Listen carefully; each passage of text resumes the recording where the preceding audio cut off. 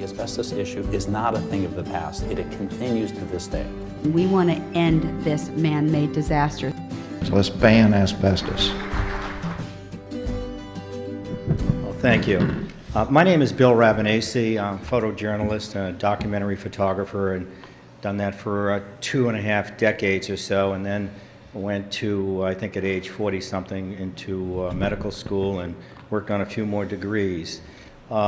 My story, I have a past, present, and a future that has asbestos all over it. In 1980, my father was diagnosed. He's a shipyard worker, Boston Naval Shipyard in Charlestown, Mass., part of Boston.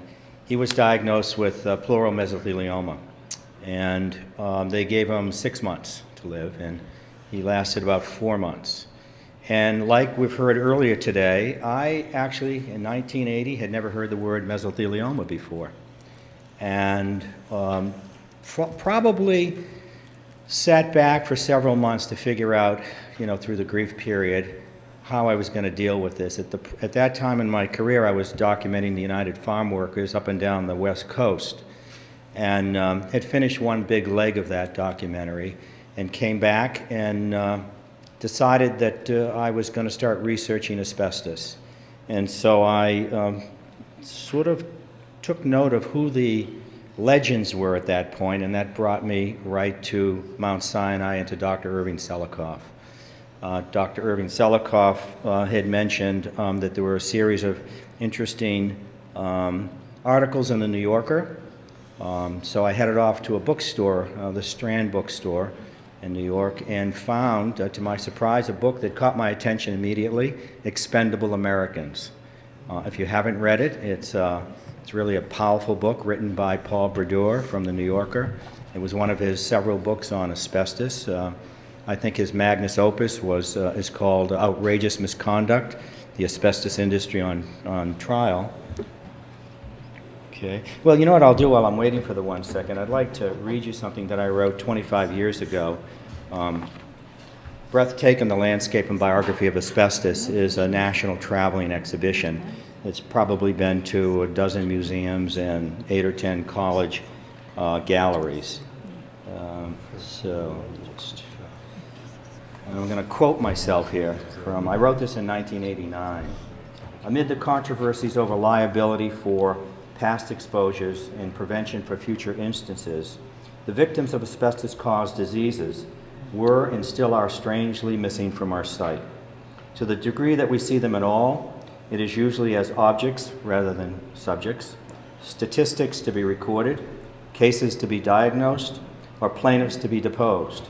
Our knowledge of asbestos as a major medical, legal, social problem has tended to, ironically, to obscure the fact of asbestos as a profound human tragedy that many families have lived and continue to live through. Breathtaking, the exhibition, through the inclusion of both contemporary and vintage photographs, narrative, industry advertisements, objects, voices, I would hope would give the viewer a landscape of awareness of this human tragedy. So this, here we go, thanks. So this project has traveled for many, many years. It opened in Boston in 1990. For me to start the project, I spent almost a year looking through science articles, interviewing scientists, and then traveling to the major manufacturing and mining sites throughout North America. I think I logged in over 200 interviews of asbestos victims alone. And one of the things that caught my eye very early on looking through the literature was this quote. And when I saw that and recognized that my father's death and tens of thousands, hundreds of thousands of other deaths were preventable, it put me on a path of outrage. And so for the next 10 years, I stopped all my other work and just worked on asbestos in North America. And this is the book that I mentioned to you earlier, Expendable Americans by Paul Brodeur. These are, what I'm showing you for the next several slides, this is what influenced me and kept me in a burning sense to do this documentary and to make sure that it, in fact, documented this tragedy through the eyes of the victims. This is Paul Brodeur. Paul has written the text of the exhibition along with myself and Dr. Salikov. There's about 25,000 words in the exhibition of narrative. There's a couple of hundred images, there's a video. There's a field of asbestos products that you walk through that are hermetically sealed.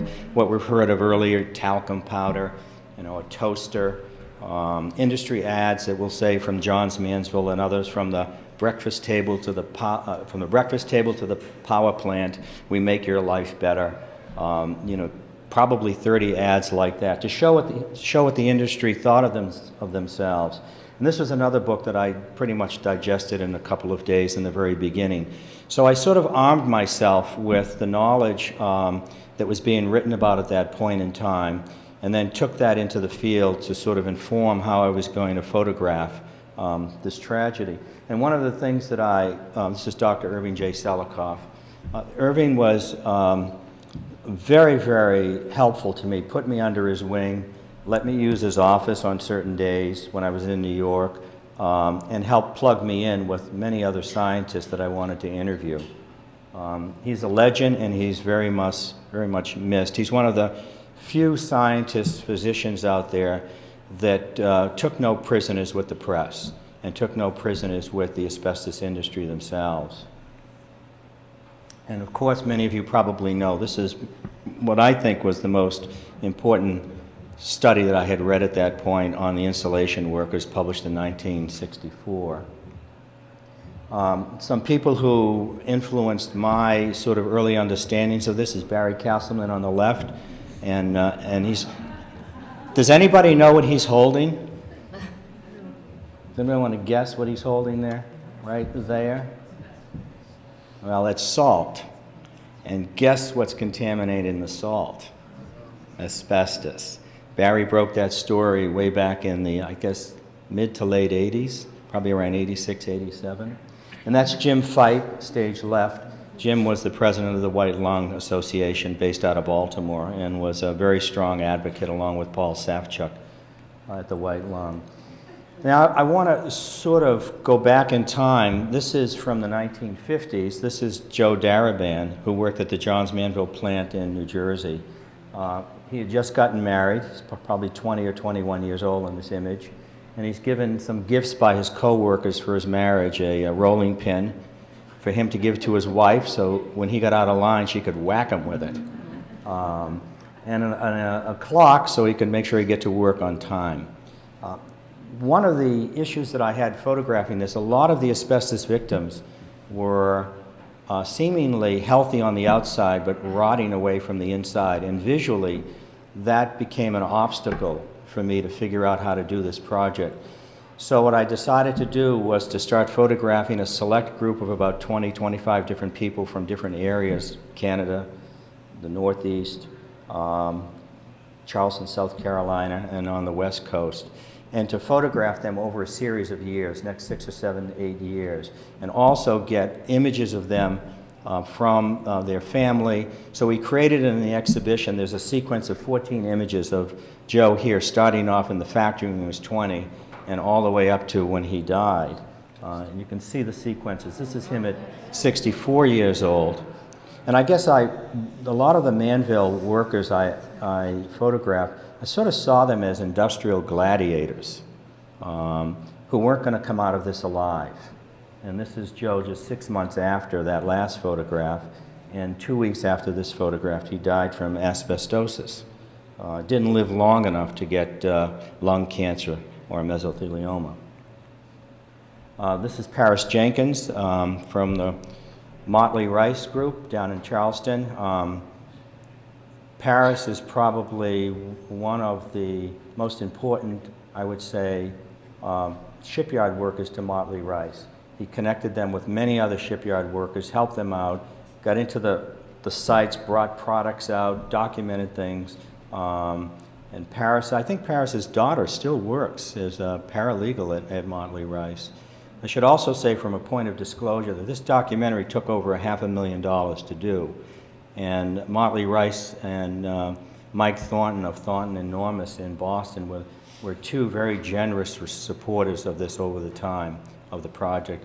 On occasion, I would run out of money, would have to fly home.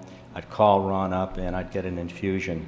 of some finances to continue the project. This is Tom Bowlby. He was a supervisor at the Johns Manville plant. He has the classic finger clubbing here that you can see, right in here. And this is a 3-image sequence here. There's about 5 in the exhibition, but this is all shot within 365 days. So here we go with finger clubbing. Here we go about 11 and a half months later, lung cancer, which metastasized to the brain, and 2 days later, we're in the morgue with him. And when I first saw Paul Berdour's book, Expendable American, one of the first things I said to me is that I never liked the cover photograph on that book. It was sort of like a steel thing, you know, sort of iron ore coming out of it, red hot. And I said, I really would like to come up with an image that says the Expendable American, and this is the image for me that says that so clearly. This is a 35-year-old priest, worked for one summer in the yard at the Johns Manville plant in Manville, New Jersey. I think you can see he's got pleural mesothelioma, and the tumor is breaking through the rear of his rib cage here. This is a court-appointed videographer, and they're taking basically his deposition as he's dying. He died 2 days after this image. There's a series of images in the exhibition of people who don't work in fields that you ordinarily would think will get exposed to asbestos. Dental technicians would mix asbestos in, right? I never knew that, right? Well, I found dental technicians that were having mesothelioma. This is a firefighter here who's got peritoneal mesothelioma.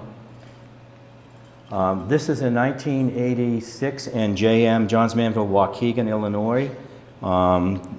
These are 2 workers covered in asbestos in 1986 with just little cotton dust masks. As you can see the little, whoops, sorry. You can see the little elastic up here. Just an outrageous situation. I should also tell you this, that the Field Museum in Chicago, which has the largest endowment of any museum in the United States, the curators, you send your proposal in for exhibitions. 6 months later, they vote on it or whatever. Well, it came back from the Field Museum that they were going to do the Breathtaking exhibition. And about a week and a half after that decision was made, I got a call from the director of the museum saying, we have a little bit of a problem here. One of our board members said to us, and he's given us a fair amount of money over the years, that we really can't show this exhibition unless the following text is put up as a frontispiece as you walk into the exhibition on a large banner, and it should say this. And if you agree to this, you can have the exhibition there. Not all asbestos causes cancer, and asbestos can be used safely. Well, that lasted in my brain about a nanosecond. Ba-boom. That was the end of that. But that was not the first time it happened. It also happened by the Smithsonian Institution. They have a traveling exhibition called Sites. It's a very, very prominent. Lots of people like to try and get their work into it. They generally travel your work for 5 years, and they pick up the ticket on it from museum to museum. Well, the curators at the Smithsonian agreed to take on Breathtaking, and then about a month later, I get a call from one of the curators here saying, we really ran into a snag that we have never experienced here before. And I said, well, what's that? Here it comes. She said, well, the director intervened. The director of the Smithsonian Institute intervened and doesn't want to have the show here. And I didn't know why, and so I said, well, why? And she says, well, I was never told the reason why. So I found out 6 months later what the reason was. Boston University, in their PhD program in art history, had an intern at the Smithsonian Institution, and the curator at BU called me up and said, we just found out why your exhibition went down the tubes.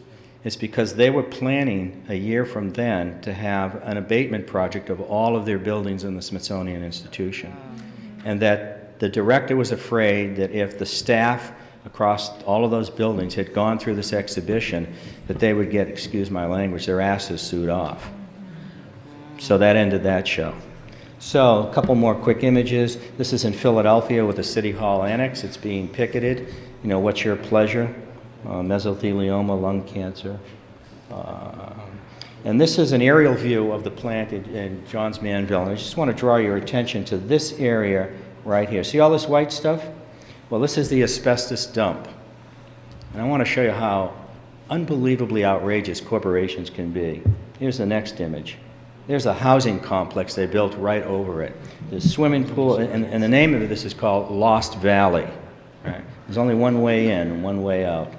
And We'll have to make that the last slide. Okay, this is when I photographed this, the largest open pit mine in North America. And this is in the town. It's called Asbestos. It's Asbestos, Quebec. It measures 1 mile across and a little less than a half mile wide, and it's about 1,200 feet deep. 2 more minutes. Yeah, I have 15 minutes. I have it on my. You do? Oh. You had it on your phone. See, it says 0 now. All right. So, sorry.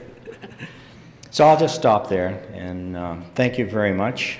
I appreciate the opportunity. And I'll take 30 seconds, but I want to thank Linda and Doug and the organizers of this and the board of directors.